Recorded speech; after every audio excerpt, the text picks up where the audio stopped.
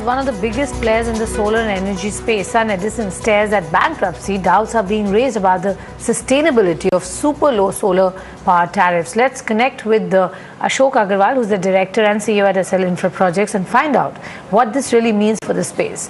I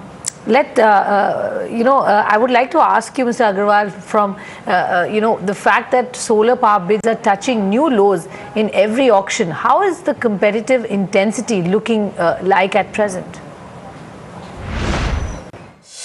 Yeah, market is hyper competitive at this moment, but I think it is good to go slow and wait for some more time. We believe market will consolidate in next 12 to 18 months time. When ultra low tariffs, we have to see whether those projects are getting executed as per timelines. But sir, are the rates really sustainable here? I think to me it looks like these are more of entry strategy bids and not sustainable in long term, and market will come back above 5 rupees in next 12 to 18 months.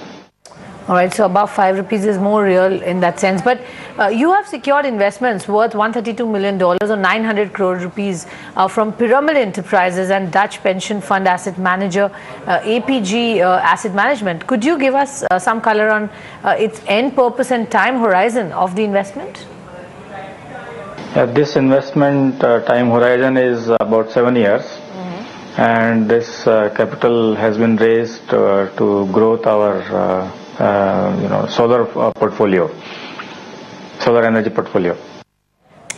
All right, but are PPAs signed for the entire capacity currently, sir? Yeah, today we have PPAs signed equivalent to 225 megawatt, out of which 110 megawatt is operational and 115 megawatt is under execution. However, this capital is suffice to grow our portfolio of 2000 megawatt jointly with Pyramid APG Dutch.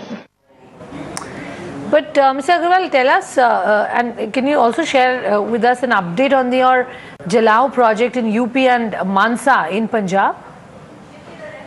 Yeah, so we have 50 megawatt project in UP already commissioned. And we have two projects in Punjab. One is 10 megawatt and one is 20 megawatt.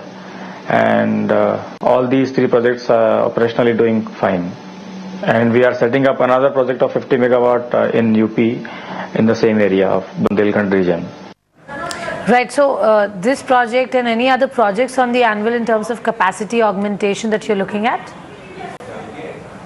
Yeah, we have only Saturday we have added another 65 megawatt in Karnataka. So the now total portfolio stands at 225 megawatt.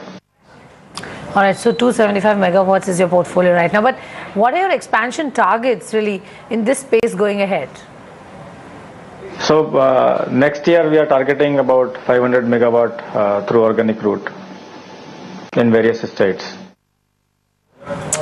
All right, so that's the yearly target that you've set out. So, sir, I want to ask you one final question on solar power cost that has not achieved grid parity. Are the current government incentives that they've announced so far for solar power sufficient, according to you? I think we still need to look at land acquisition and ROWs and also the issues related to grid parity. However, the current bids where NTPC has announced projects in the solar park where the grid is also there and land is also acquired, I think those are relatively easier projects to execute. And similar approach should continue. We also of our own acquiring solar parks. We have one solar park in government of Rajasthan in joint venture with government of Rajasthan where we have acquired 4,000 acres of land. So solar park approach is better for faster execution. All right, Mr. Agarwal, we leave it at that. Thanks for joining us and sharing your thoughts on the solar power, future, if I may say so, and really what your company plans are. Well, we could pack all of this only in this edition of Newsroom. Up next is Markets Rewind. Stay tuned.